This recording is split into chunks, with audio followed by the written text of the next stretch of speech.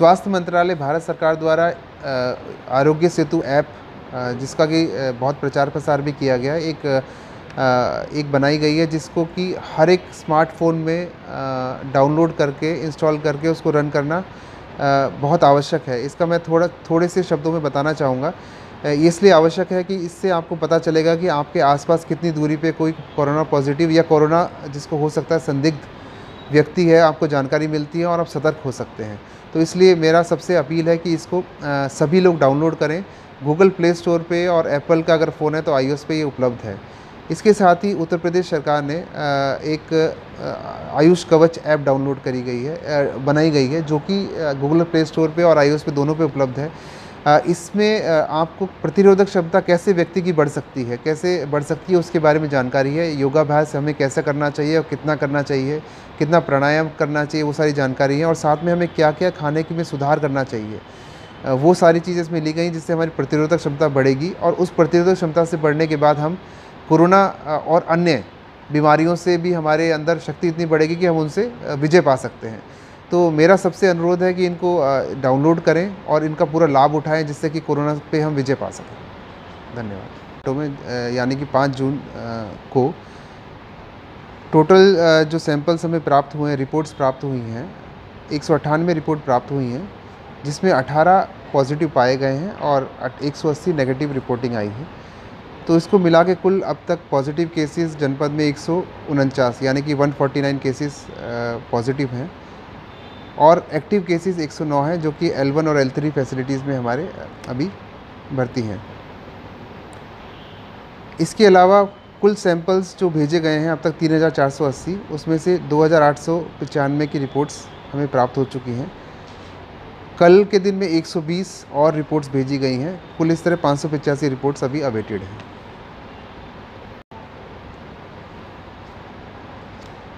8 जून से कई प्रतिष्ठान और चीज़ें जो हैं उस पे से कुछ प्रतिबंध हट रहे हैं, जिसमें से मुख्य है कि धर्म स्थलों और पूजा स्थलों पे अब पूजा अर्चना करना और जाना अलाउड होगा।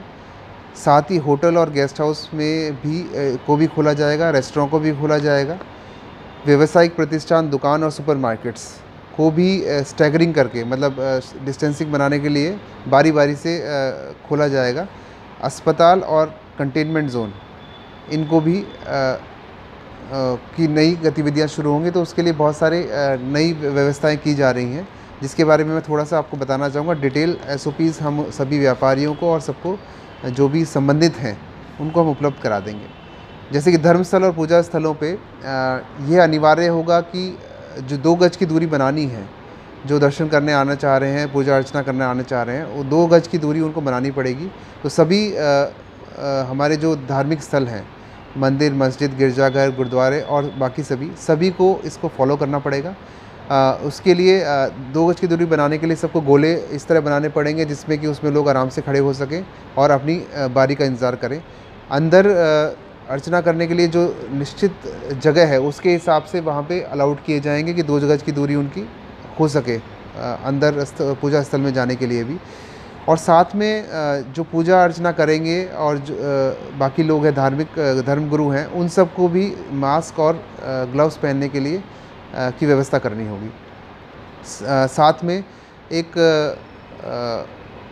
उसकी व्यवस्था करनी होगी कि माइक के माध्यम से ये चीज़ें प्रसारित हो सकें जिससे कि लाइन में सब लोग आराम से लगें और व्यवस्थाओं के बारे में जो भी दर्शनार्थी हैं उनको सूचना मिल सके।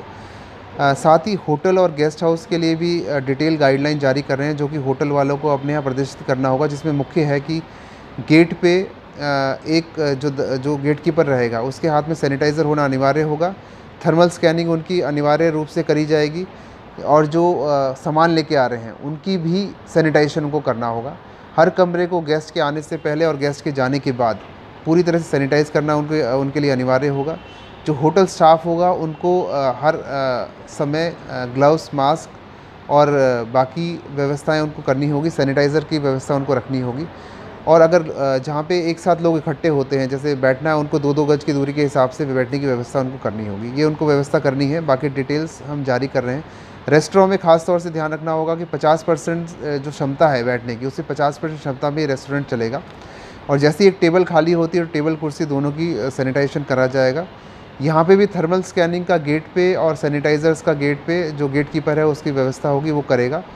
और जो बाकी स्टाफ है उनको भी मास्क और बाकी चीज़ें एहतियातन के तौर पे पहननी पड़ेंगी। यहाँ मैं एक चीज़ और बताना चाहूँ कि कोई भी जो कस्टमर आ रहा है, चाहे वो रेस्टोरेंट में हो, होटल में हो या बाज़ार में किसी शॉप पे ख़रीदने जा रहा है, उसको हर हालत में मास्क पहनना पड़ेगा। अगर मास्क नहीं पहना है तो ये जो होटल रेस्टोरेंट रन कर रहे हैं या दुकान मालिक हैं, जो भी वहाँ पे कर्मचारी हैं, उनको किसी भी तरह का सेवा उसको नहीं देंगे, जैसे सामान नहीं देंगे या रेस्टोरेंट में उनको एंट्री करने अलाउड नहीं होगी।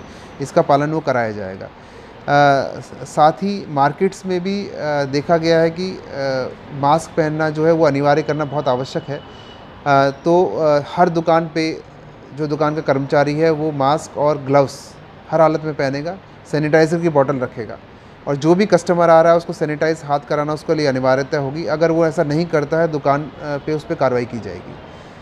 और साथ में जो मास्क पहन के नहीं आ रहा है कस्टमर या कुछ ख़रीदारी करने के लिए, उसको भी सामान नहीं दिया जाएगा, ये भी उसको अनिवार्य रूप से करना है। इसके अलावा जो आपके व्यावसायिक प्रतिष्ठान हैं, मॉल्स हैं, सुपरमार्केट्स हैं, उसमें भी गेट कीपर की व्यवस्था करनी पड़ेगी, थर्मल स्कैनिंग की व्यवस्था अनिवार्य होगी, और साथ में सैनिटाइज़र हर जो कस्टमर आ रहा है सैनिटाइज़र उसके हाथ धुलाने की व्यवस्था भी होगी। उनको भी अपने मॉल की डेली शुरुआत होने से पहले और शाम को सैनिटाइजेशन करना आवश्यक होगा, और जो साप्ताहिक बंदी है उसको पालन उसको करना होगा, जिससे कि उसके सारे सब सामान के सैनिटाइजेशन की जा सके।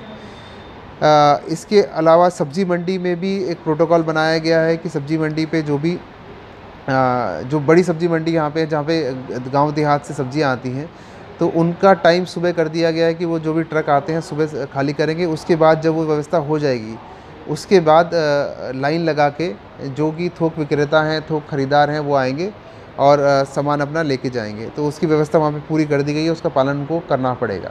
वहाँ पे मेन सब्ज़ी मंडी जहाँ पे आता है, वहाँ पे कस्टमर्स फुटकर जो विक्रेता हैं उनको अलाउड नहीं होगा। इसके अलावा जो मंडियाँ शहरों में चल रही हैं, उन मंडियों को भी सोशल डिस्टेंसिंग के हिसाब से बैठने के लिए व्यवस्था करनी अनिवार्य होगी। और जो गांव में साप्ताहिक मंडी लग रही है उसमें भी उनको करना अनिवार्य होगा, ये जारी है। साथ में टू व्हीलर्स जो हमारे जा रहे हैं, टू व्हीलर्स पे 2 लोग अलाउड कर दिए गए हैं, बट दोनों को मास्क पहनना अनिवार्य है। और साथ में 3 व्हीलर्स और टैक्सी, इसमें भी 1+2 की व्यवस्था है कि 1 ड्राइवर और 2 लोग रहें। सबको मास्क पहनना अनिवार्य होगा। अगर मास्क नहीं पहनता है तो टू व्हीलर और टैक्सी वाला जो है उनको एंटर ना करने दे, ये उनके लिए निर्देश दिए गए हैं। तो इस तरह काफ़ी व्यवस्था की गई है, और चालान करने की व्यवस्था पुलिस द्वारा की जा रही है कि जो मास्क नहीं पहनेगा उनको फ़ाइन किया जाएगा। तो इसमें इसका पालन करें। साथ ही NRLM के माध्यम से जो स्वयं सहायता समूह है उसके लिए हम जगह जगह स्टॉल बनाएंगे मंडे से, जहाँ पे सस्ते दर पे जो फिक्स दाम है उसके हिसाब से मास्क अगर किसी को लेना है तो वो ले सकता है, वो व्यवस्था भी की जा रही है। धन्यवाद।